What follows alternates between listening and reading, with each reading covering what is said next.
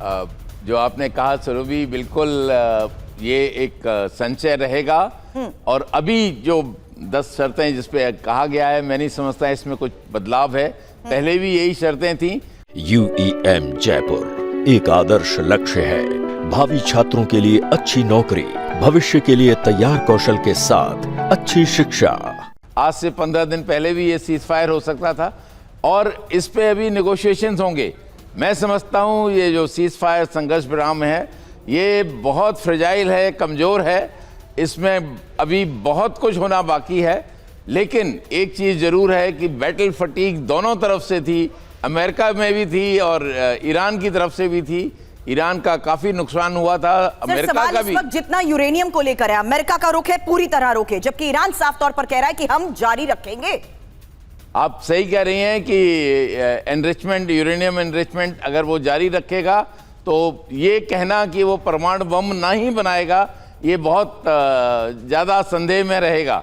और यह एक ऐसी शर्त है जो इजराइल नहीं चाहेगा कि ईरान न्यूक्लियर वेपन्स से इक्विप हो, और यही चीज़ है जो वहाँ पर भी यूएस भी नहीं चाहेगा। इसके ऊपर बहुत कुछ चर्चा होगी। अभी ऑफ कोर्स कुछ समय के लिए ज़रूर सीज फायर हुआ है, विश्व को थोड़ी शांति मिली है, लेकिन इसमें मैं नहीं समझता कि अभी बहुत कुछ होना है। बिल्कुल ये अगर सोचा जाए कि बिल्कुल बंद हो गया या ऐसा नहीं होगा दोबारा, मैं समझता हूं बहुत अभी इसमें संघर्ष की जरूरत है। बिल्कुल सर, और अब देखने वाली बात होगी कि ये जो 10 शर्तें रखी गई हैं, इनमें से कितनी शर्त मानी जाती है, क्योंकि ये शर्तें तो रखी गई हैं लेकिन वापस इस पर बातचीत होनी अभी बाकी है और 10 अप्रैल को आगे वार्ता होनी भी है। एक और बड़ी खबर ये कि सीजफायर पर ईरान के विदेश मंत्री अब्बास अराक्ची ने जवाब दिया है। अब्बास अराक्ची का जवाब, यूएस हमला नहीं करेगा तो हम भी नहीं करेंगे। 2 हफ्ते के लिए हॉर्मुज खोलना संभव है, क्योंकि हॉर्मुज खोलने को लेकर ही सीजफायर हुआ है। सेना से बातचीत के बाद हॉर्मुज खोल सकते हैं, यह अब्बास अराक्ची की तरफ से कहा गया। और यह भी क्लियर कर दिया गया कि अगर दुश्मन अटैक करेगा तो ईरान रेडी है, तैयार है।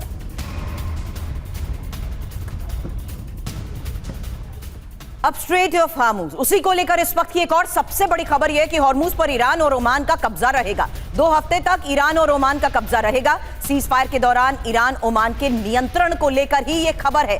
जहां लगातार हम प्रस्ताव को लेकर बात कर रहे हैं, उसमें सवाल स्ट्रेट ऑफ हॉर्मुज को लेकर, जहां अमेरिका ने यह साफ कहा कि तुरंत खोले, जबकि ईरान का रुख है कि नियंत्रण ईरान के पास रहेगा। लेकिन इस बीच यह सबसे बड़ी खबर है जहां 2 हफ्ते तक ईरान और ओमान का कब्जा रहेगा। और हॉर्मुज को लेकर जो बैठक हुई थी, बैठक के दौरान बातें हुई थी, ब्रिटेन के साथ कई देश शामिल थे, उसमें ओमान भी मौजूद था। 2 हफ्ते तक युद्ध विराम, हॉर्मुज स्ट्रेट पर बात बन गई है क्या? हॉर्मुज ही सीजफायर का मुख्य मुद्दा बताया जा रहा है। स्ट्रेट ऑफ हॉर्मुज से सेफ आवाजाही बहाल होगी। इसके बाद हॉर्मुज स्ट्रेट पर ईरान का कंट्रोल रहेगा। हॉर्मुज में ईरानी सैन्य तैनाती होगी और ईरान की निगरानी में जहाजों की आवाजाही होगी। अब इसमें बड़ी बातें क्या है? ईरान युद्ध में डोनाल्ड ट्रंप का एजेंडा पीछे छूटता दिख रहा है। ईरान जंग में अब हॉर्मुज ही मुख्य एजेंडा बनता दिखाई दे रहा है, क्योंकि आपको याद होगा जब युद्ध की शुरुआत हुई थी तो 4 से 5 प्रमुख ऑब्जेक्टिव्स थे, जिसमें हॉर्मुज स्ट्रेट भी शामिल था। लेकिन रिजीम चेंज, परमाणु एनरिचमेंट, ये मुख्य मुद्दे थे।